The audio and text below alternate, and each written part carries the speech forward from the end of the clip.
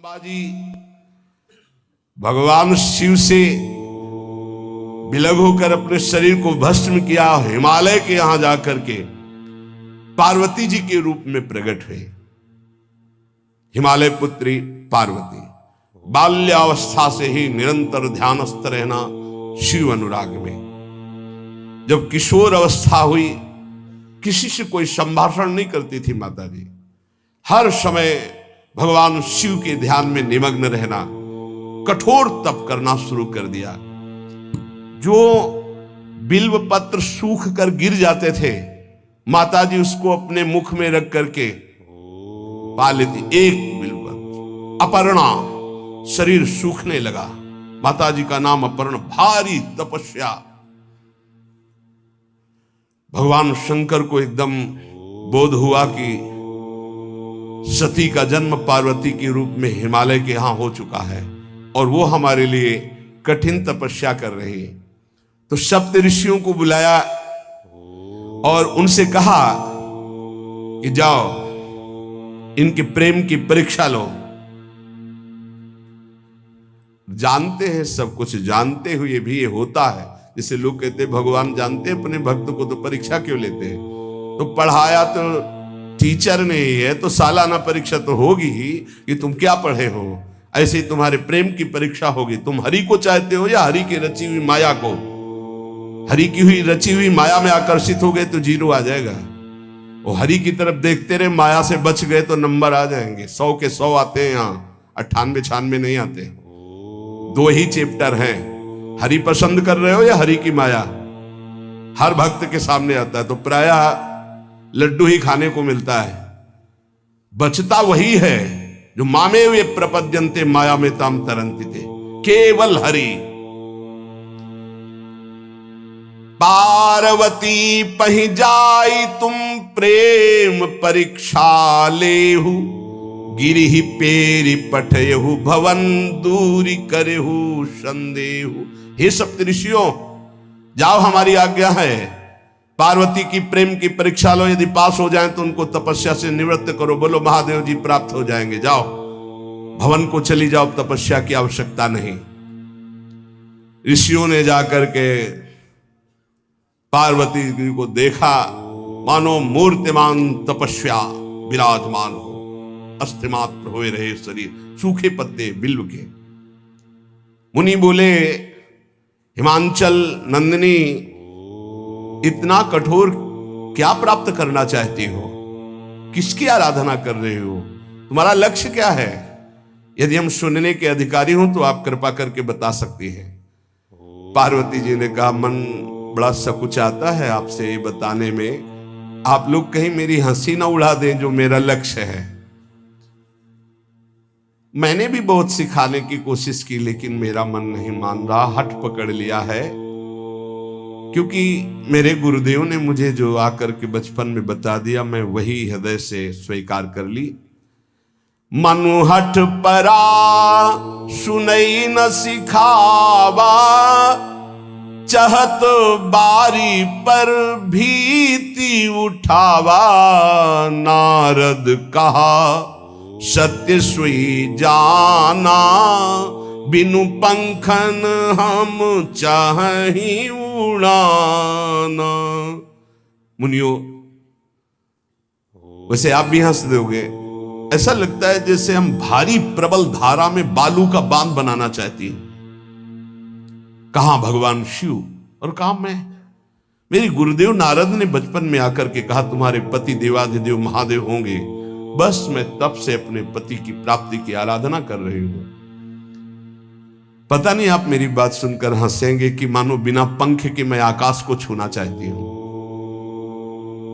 ऋषि हंस पड़े और कहा, बात तो सही है। पर्वत से उत्पन्न हुई हो तो इसलिए तुम्हारी बुद्धि भी हमें लगता है जड़ ही है। नारद के उपदेश से आज तक किसी का घर बसा है? नारद के उपदेश से किसी का घर बसा है? अरे जिस जिसका उपदेश किया उसको बैरागी बना दिया, गृहस्थी तो बनाया नहीं। नारद उपदेश सुनकर किसी का घर बसा हो, ऐसा तक प्रमाण नहीं है। देखो दक्ष के पुत्रों को उपदेश किया, 10,000 एक को 1,000 एक, लौट कर नहीं आए, सब बैरागी बन गए। चित्रकेतु को उपदेश किया, घर चौपट हो गया। प्रहलाद जी को उपदेश किया, पूरा हिरण्यकश्यप का नाश हो गया। नारद सिख जे सुनहि नर नारी, अवसि होई तजी भवनु भिखारी। तुम्हारे गुरु नारद जी की जो सीख सुना बर्बाद हो गया, बाबा जी बन गया, भजनानंदी बन गया। वैसे हम बताएं, नारद जी हैं बड़े कपटी, ऊपर से साधु का चिन्ह है, अंदर से कपट। क्या कपट? उसके संसार का नाश कर देते हैं, भगवान से जोड़ देते हैं। मुझे नारद जी की बात कम समझ में आती है। ये उल्टा बोल रहे ऋषि परीक्षा के लिए, गुरु निष्ठा हटाने के लिए, समझ रहे हो? पार्वती जी ने कहा बचपन में मेरे गुरुदेव ने बता दिया, वही मैं। नारद जी की बात आज तक घर किसका? जो नर नारी नारद की बात सुने भवन त्याग करके भिखारी बन गया, प्रमाण है। उनके वचनों पर तुम विश्वास मान रही हो। महादेव जी को पति निर्गुण नीलाज कुबेश कपाली, अकुल अगेह दिगंबर ब्याली। नारद जी ने तुम्हें भगवान शिव को पति बिल्कुल निर्गुण समझो। निर्गुण को बता, दूसरा भी अर्थ होता है और एक अर्थ होता है कि कोई गुण नहीं। नीलाज, नंगे धड़ंगे घूमते कभी कभी। दिगंबर, कोई लज्जा नहीं। कुबेश, भाई सुंदर मुकुट लगाए हो, पोशाक पहने हो, नहीं, चिता की भस्म लगाए, मुंडों की माला पहने, बहुत बाघंबर डाल लिया, ये कुबेश है। कपाली, मनुष्य के मुंडों की माला। अकुल, आज तक कोई पता नहीं लगा कि किस कुल के हैं महादेव जी, क्योंकि सब कुलों के मूल है, मूल का मूल वही है, उनके मूल कोई है नहीं। आगे एक दीवाल नहीं है, 60,000 योजन का एक बरगद का पेड़ है, उसी के नीचे रहते। 60,000 योजन, 1 योजन 4 कोस, 1 कोस 3 किलोमीटर। कितना बड़ा वटवृक्ष? कैलाश में एक वटवृक्ष जिसके नीचे रहते 60,000 योजन का। 6 ऋतुएं शोभा देती उसी वटवृक्ष के। और कोई घर तो है नहीं महादेव जी के। और आभूषण भूल मत करना, बड़े बड़े विषैले सांपों का आभूषण कोई सोना चांदी नहीं पहनते महादेव जी। हमें लगता है ऐसा दूल्हा के लिए ऐसा तप। नारद जी ने ठग लिया तुम्हें, पागल बना दिया तुम्हें। देवादिदेव महादेव के सुनो, इन्हीं ने शिक्षा दी थी सती को। ऐसे बौरे पति मिले, आग में जाके शरीर भस्म करना पड़ा। इसलिए हम तुम्हें बता रहे हैं कि बहुत सुंदर दूल्हा हम देख के आए हैं। हम जान गए थे कि तुम तपस्या कर रही हो। हरि का नाम सुना है? बैकुंठ में रहते हैं, बहुत सुंदर हरि है। यदि उनका आप वर्ण कर ले तो सुखी हो जाएंगे। बैकुंठ राजधानी, अब आभूषण उनके क्या कहना, पार्षद सही। ऐसे शिव जो चिता की राख लगाते हैं, सांपों की माला पहनते, मुंडों की माला, सांप का जनेऊ, बाघंबर, हमें तो पसंद नहीं आए। और हमारी बात मान लो, ऐसे के पास स्त्रियां टिक नहीं सकती जिनके घर नहीं, आभूषण नहीं, धन नहीं, कोई भोग सामग्री नहीं, उदासीन, उनको किसी से मतलब नहीं। तो सुनो, हमारा विचार स्वीकार कर लो। अति सुंदर सुचि सुखद सुशीला, गावहि वेद जासु जस लीला। असबर तुम्हि मिलावब आनी। बहुत सुंदर त्रिभुवनपति, बड़े सुशील, गुणवान, जिनका यश वेद गाते गाते अघाते नहीं है, कोई दोष नहीं, सद्गुणों के समुद्र, लक्ष्मीपति वैकुंठाधिपति, तुम्हें कुछ नहीं करना। हां बोलो, वो आएंगे, गरुड़ पे बैठाल के ले जाएंगे, तपस्या करने की जरूरत नहीं। पार्वती जी बहुत हंसी, सुनती भी हंसी कहा वचन भगवान।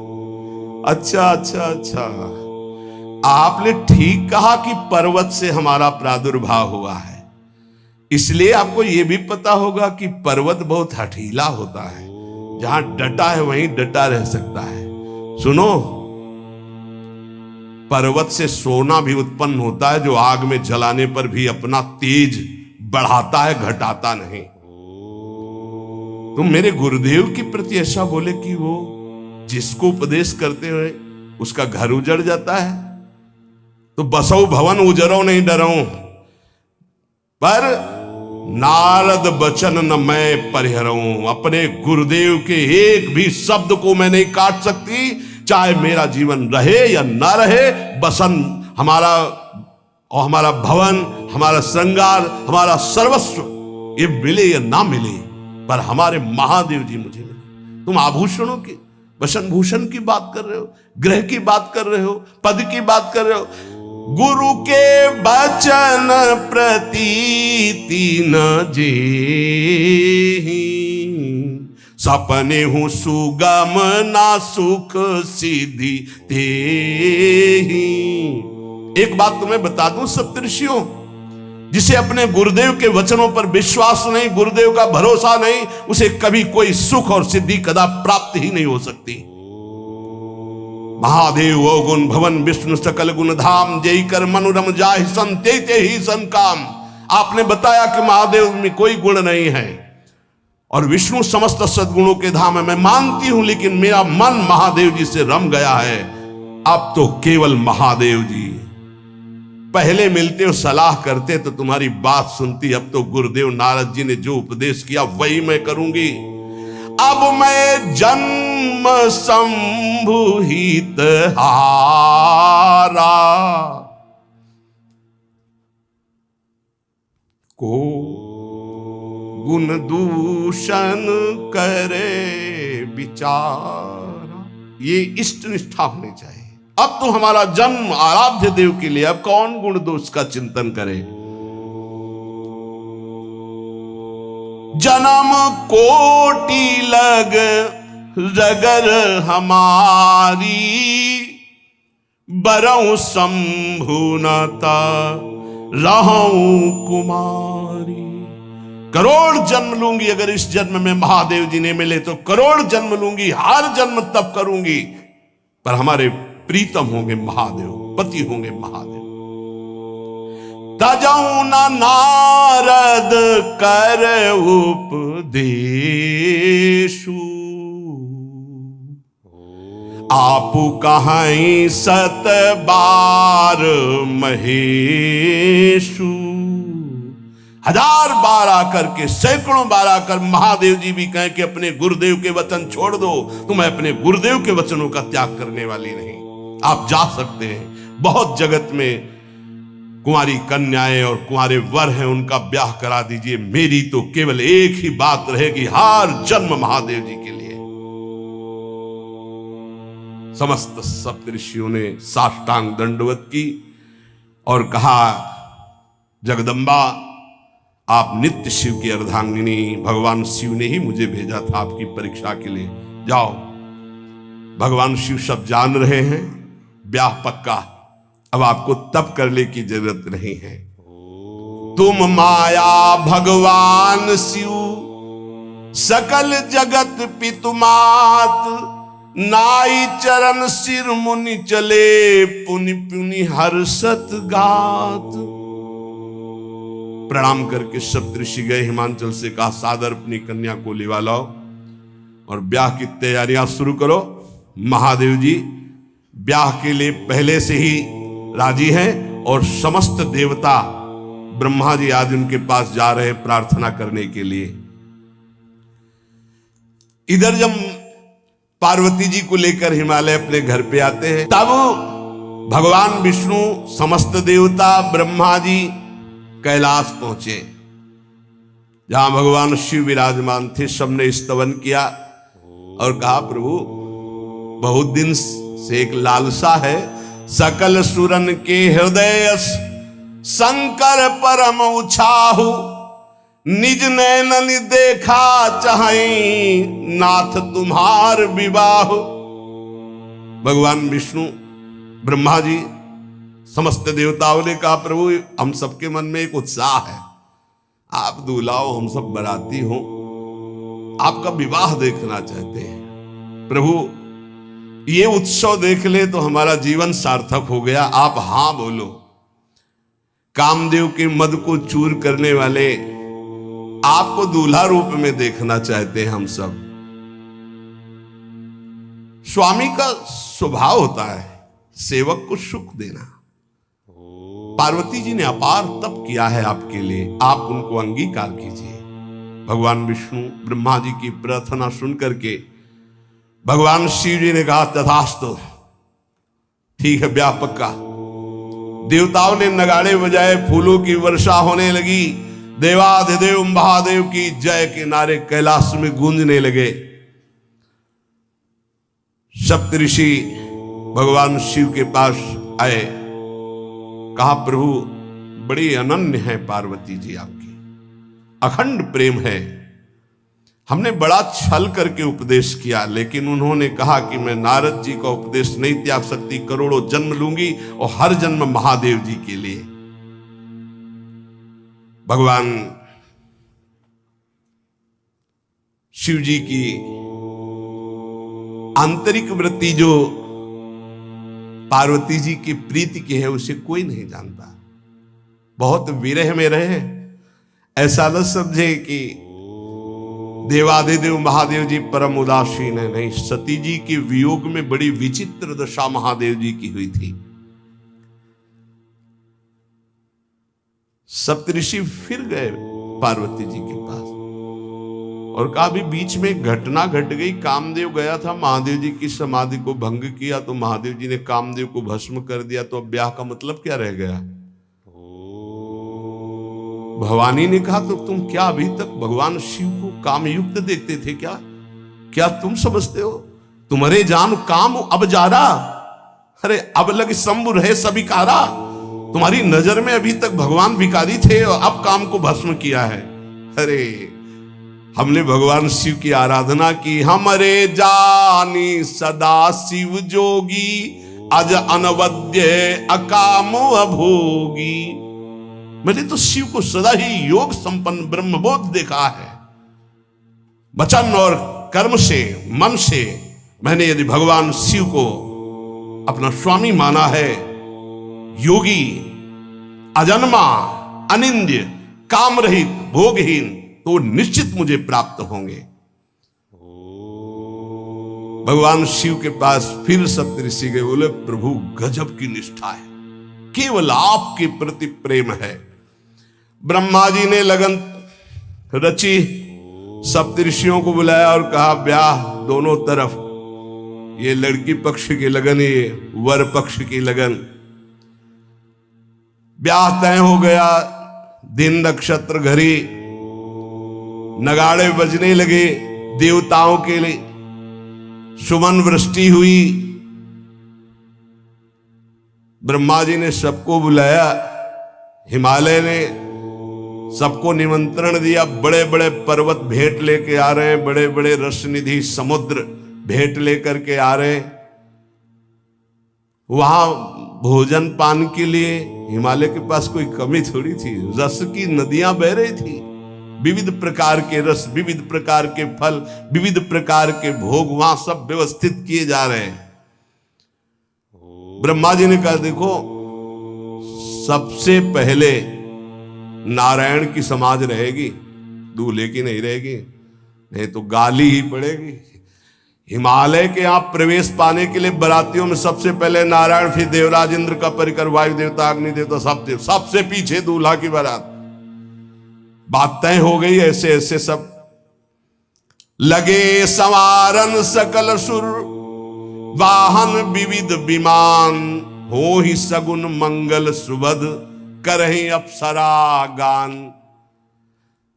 सब अपने अपने वैभव संपन्न सब तैयार हो रहे हैं। बोले महाराज दूल्हे को तैयार किया जाए। शिव ही शंभुगन करहीं सिंगारा, जटा मुकुट अहि मोर संवारा। कुंडल कंकन पहिरे ब्याला, तन विभूति पट के हरि छाला। शशि ललाट सुंदर सिर गंगा, नयन तीन उपवीत भुजंगा। गरल कंठ उर नर सिर माला। अशिव वेश शिव धाम कृपाला। कर त्रिशूल अरु डमरु विराजा, चले बसहा चढ़ी बाजही बाजा। देखी शिवहि सुरत्रिय मुस्काही, बरलायक दुल्हनी जग नाही। दूल्हे की तैयारी हो रही भाई। चिता की भस्म, चिता की भस्म, जैसे पाउडर ले गए पहले चिता की भस्म लगाई गई। अब जटाएं बांधी गई। जटा से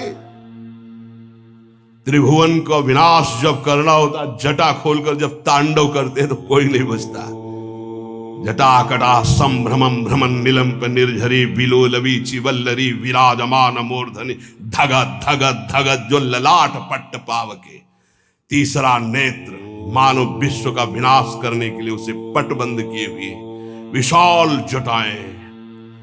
जटा का तो मुकुट सवार आ गया। अब जटा बंध है का ऐसे सांप, ये मुकुट सांप। और कुंडल करिया और भूरी भी थी। हाँ, सोने चांदी के लिए डंक मार दे तो बेहोश हो जाओ ऐसे। पहिरे ब्याला, बाजूबंद छोटे फण वाले। अरे कोई पनिहा, कोई दुमहा ऐसे।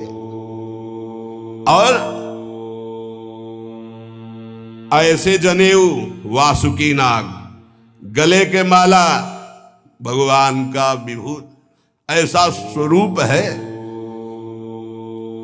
और शेर की छाल नीचे। शशि ललाट, द्वितीया का चंद्र। शशि ललाट, ये मुकुट द्वितीय का चंद्रमा। सुंदर सिर गंगा, भगवती गंगा। फव्वारे ले उठते जटा के बीच से गंगा जी। नयन तीन, माथे वाला बंद है, दो खुले हैं। उपवीत भुजंगा, जनेऊ वासुकी नाग। गरल कंठ, नीलकंठ विष यहां रोके हुए। और मुंडों की माला, हाथ में त्रिशूल, डमरू बंधा हुआ। नंदकेश्वर पे सवार। बोले ऐसे दूल्हा के लिए दुल्हन तो त्रिभुवन में नहीं मिलेगी। ऐसा दुल्हन दुल्हन का मिलेगी। अच्छा, दूल्हा सज गया। ब्रह्मा जी ने देखा, बोले महाराज आगे आपकी सवारी। नारायण भगवान उनके चतुर्भुज पार्षद, शोभा सुगंध सौरभ। आगे गरुड़ पे सवार, पीछे हंस पे सवार ब्रह्मा जी अपना परिकर। देवराज इंद्र,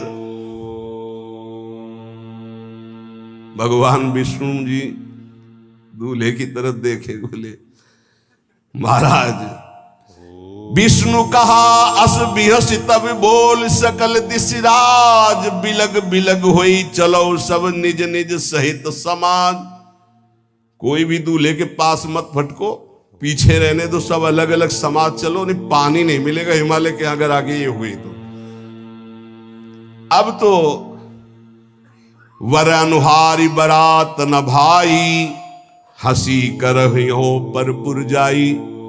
नारायण ने कहा कि दूल्हा के अनुरूप ही हम सब बराती नहीं भैया, दूल्हा सबसे पीछे, सब बराती क्रम से पहले हम, फिर ब्रह्मा जी, फिर देवराज इंद्र, ऐसे सब। भगवान शिव ने कहा तुम अपने पार्षद सब लिए हो, तो हम बुलाते हैं। श्रृंगी निकाली, जे ही बजाया तो भगवान शिव के पार्षद आ गए।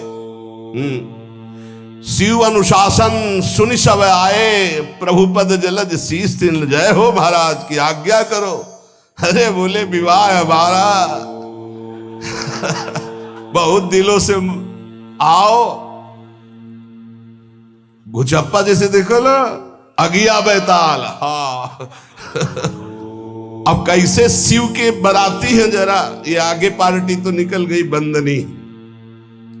ये जो भगवान शिव ने बुलाया बरातियों को, अपने साथियों को मुखहीन विपुल मुख काहू, बिनु पद कर को बहुपद बाहू, विपुल नयन को नयन विहीना, रिष्ट पुष्ट को अति तन खीना। किसी के एक को मुख नहीं, केवल मांस का पिंड है, और किसी के पूरे शरीर में मुख ही मुख है। किसी के एक भी हाथ पैर नहीं है, लुढ़कता चल रहा है, और किसी के बहुत से हाथ पैर हैं। किसी के नेत्र नहीं है, किसी के बहुत नेत्र हैं। बड़ा विचित्र। किसी के हड्डी हड्डी है तो कोई बहुत मोटा है, कोई बहुत पतला है। तनखीन को अति पीन, पावन को अपावन, गति धरे भूषण कराल, कपाल कर सब सद्य सोनित तन भरे। खरस्वान सुमर सुकाल, मुख गन भेष अगणित को गने, बहु जिनस प्रेत पिशाच जोगी, जमात वर्णत नहीं बने। पिशाचिनी खून लपेटे नाच रहे, भगवान शिव का विवाह।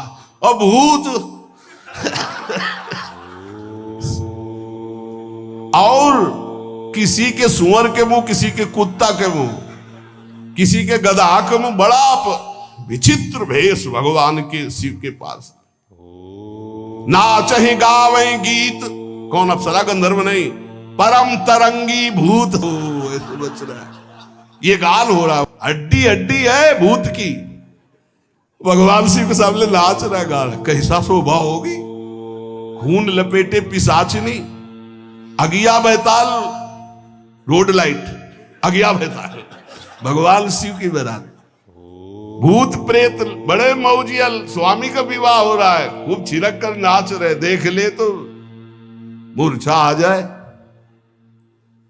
अब बनी है बारात, तो जस दूल्हा तस बनी बराता। बाजा कौन बाज रहे हैं? कोई गाल बजा रहा है, कोई मुंह बजा रहा है, वो बैंड थोड़ी बज रहे। कोई चीख रहा है तो जैसे अलग अलग नहीं, तुरही बज रही, ये बज। वहां कोई बाजे नहीं, सब भूत है, भूत प्रेत पिशाचिनी, ऐसे स्वर निकल रहे हैं। अब भगवान शिव चले नंदिके पर सवार होकर, जस दूल्हा तस बनी बराता। हिमालय बड़े उत्सव में है। देवाधिदेव महादेव जी की महिमा हिमालय की पत्नी से नारद जी ने सब सुना रखी है। अब तो जितने भी सुंदर सुंदर सब पदार्थ, सब व्यवस्थाएं, सब किए, हाथ जोड़े खड़े हैं। जगदम्बा जहां विराजमान है, वहां सिद्धियों की कौन सी कमी है। ये हुआ कि जय हो बारात पधार रही है, सामवेद का गान करते हुए गरुड़ पर विराजमान भगवान का। सब हिमालय वासी ओहो धन्य है, धन्य। यही दूल्हा है, बाराती है। दूल्हा तो भी बहुत सुंदर होंगे, सब देख के लुभायमान हो गए। नारायण परिकर सब। पीछे देखा हंस पर सवार भगवान ब्रह्मा जी, चतुर्मुख, वेद सब।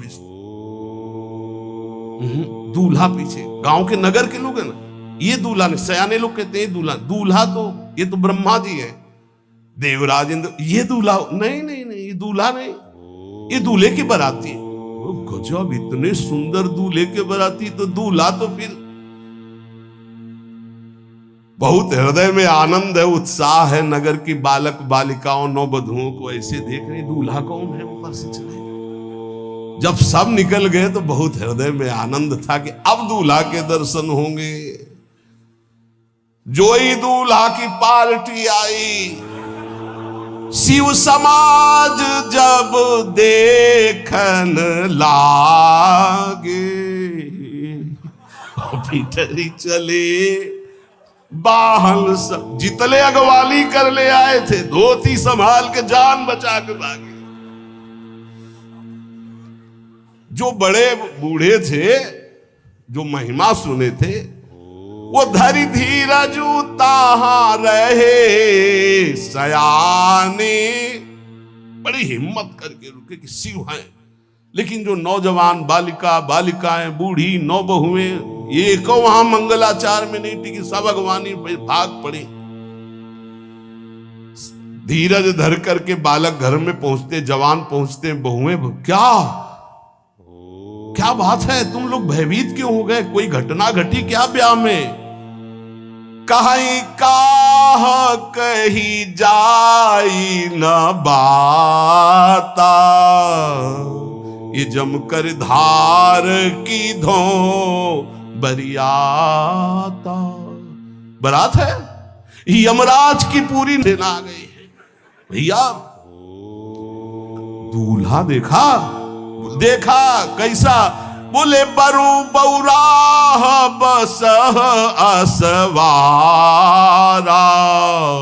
ब्याल कपाल विभूषण छारा। देखा है दूल्हा? बरु बौराह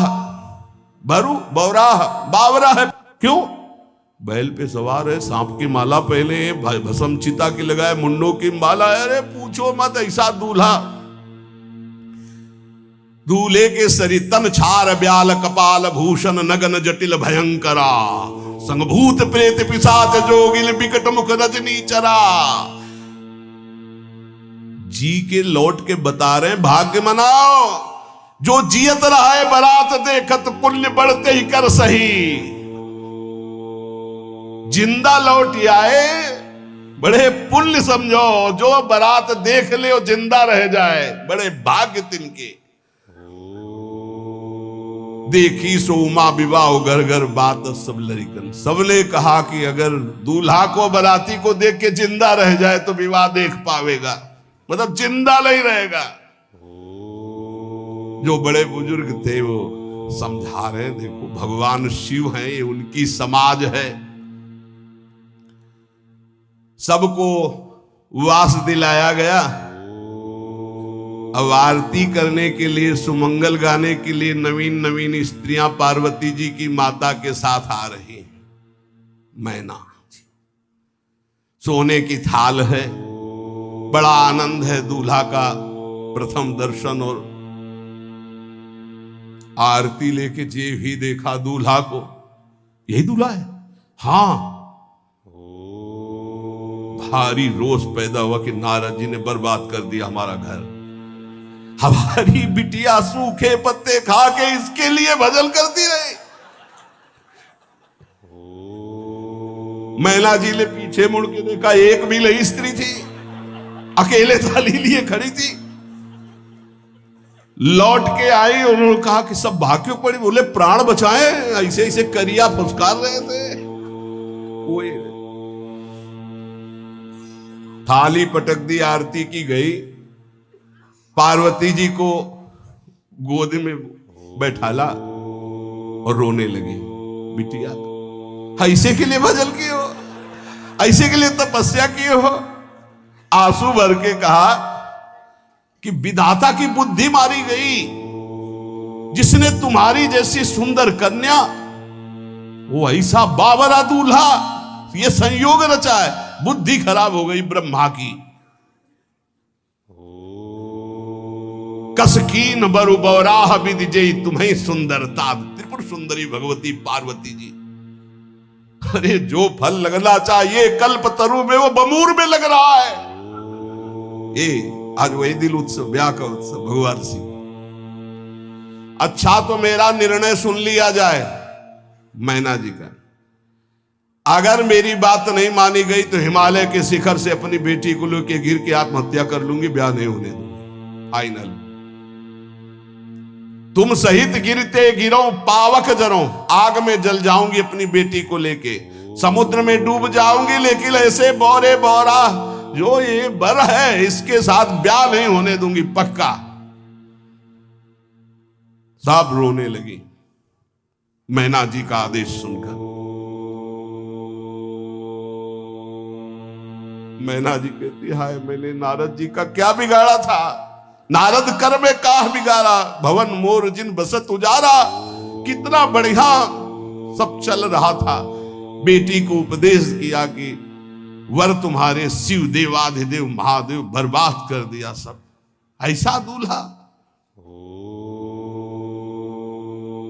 सच्ची मैं ठगी गई नारद जी के द्वारा, पर अब अपना घर बर्बाद नहीं होने दूंगी। क्या जाने नारद जी बेटी का प्रेम क्या होता है, बांझ कभी प्रसव की पीड़ा जानती है, क्या जाने बाबा जी है हमारी बेटी हो ऐसा दूल्हा। जब देखा कि मां बहुत गुरुदेव को उल्टा सीधा बोल रही है तो उन्होंने कहा, माता विचार पूर्वक, जननी ही बिकल बिलो की भवानी, बोली जुत विवेक मृदुबानी। मां विचार, तुम क्यों ऐसा आलाप कर रहे हो, अगर मेरे भाग्य में ऐसा पति लिखा है तो तुम टाल नहीं सकती। कर्म लिखा जो बाउर नाहू, तो कत दोष लगाई काहू। तुम सन मिटे की विधि के अंका, व्यर्थ लेहू जनि मातु कलंका। मां मेरे भाग्य में ऐसा ही लिखा है, आप व्यर्थ में क्यों रो रही। जब पार्वती जी की ऐसी करुण बात सुनी तो सब स्त्रियां रोने लगी, विधाता को दोष लगा रही। नारद जी के पास हिमालय गए, बोले हम तो संभाल लेंगे, घर में सब गड़बड़ हो गया। अरे इनको समझाते कि ठीक से आते, कैसे आए हैं ये, जैसे विनाश कर ले आए हो।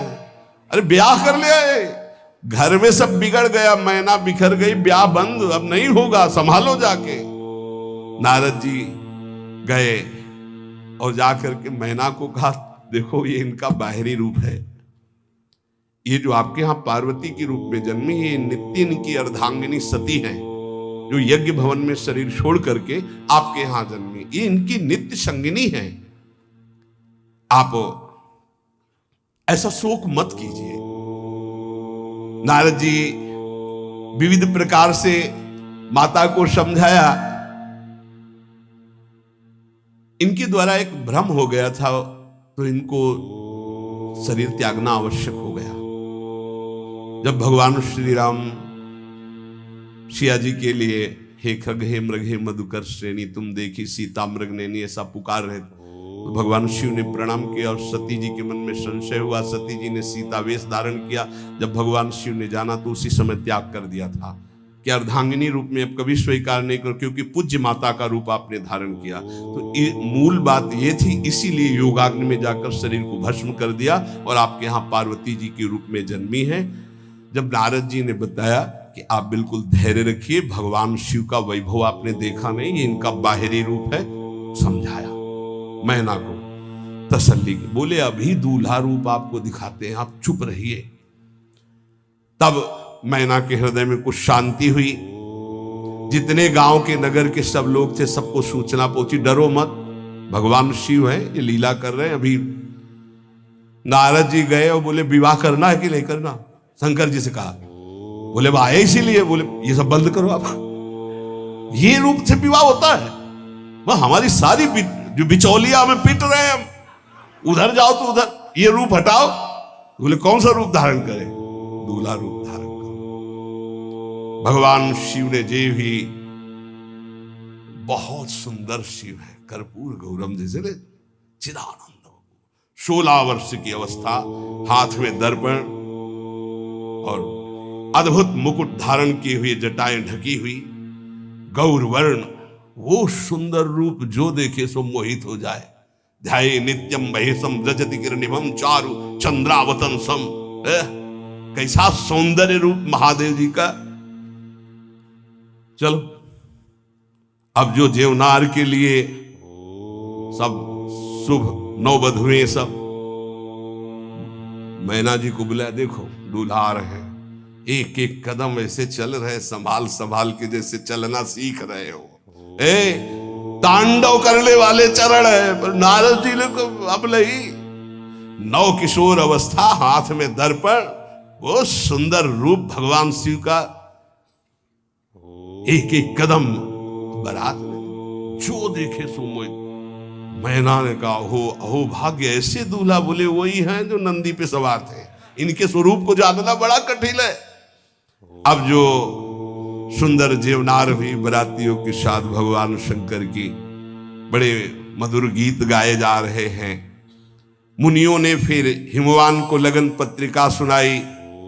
विवाह का ठीक समय देख करके समस्त देवता और वेद स्वयं मूर्तिमान होकर वेद उच्चारण कर रहे हैं। भगवान शिव का पाणी ग्रहण संस्कार हो रहा है। पार्वती जी जब श्रृंगार करके सभा में आई ब्याह मंडप पे, तो कोई ऐसा नहीं था जो देखकर मोहित न हो गया हो। त्रिपुर सुंदरी अंबा है, लेकिन सब ने उनके श्री चरणों में सर झुकाया, क्योंकि जगदात्मा महेश पुरारी जगदंबिका जानि भव भामा सुरन मनन मन कीन प्रणाम। ऐसा सुंदर रूप अंबा जी का त्रिपुर सुंदरी है। जब वो दुल्हन रूप में पधारी, कोई भी ऐसा नहीं था जो एक बार देखकर मोहित न हो, पर सब श्री चरणों में, क्योंकि जगदंबिका है, भगवान शिव की आद्या शक्ति है। सुंदरता मर्जाद भवानी जाय न कोटि बदन बखानी। करोड़ों मुखों से यदि वर्णन हो तो इस समय जो पार्वती जी का सुंदर रूप है, नव किशोरी और दुल्हन रूप,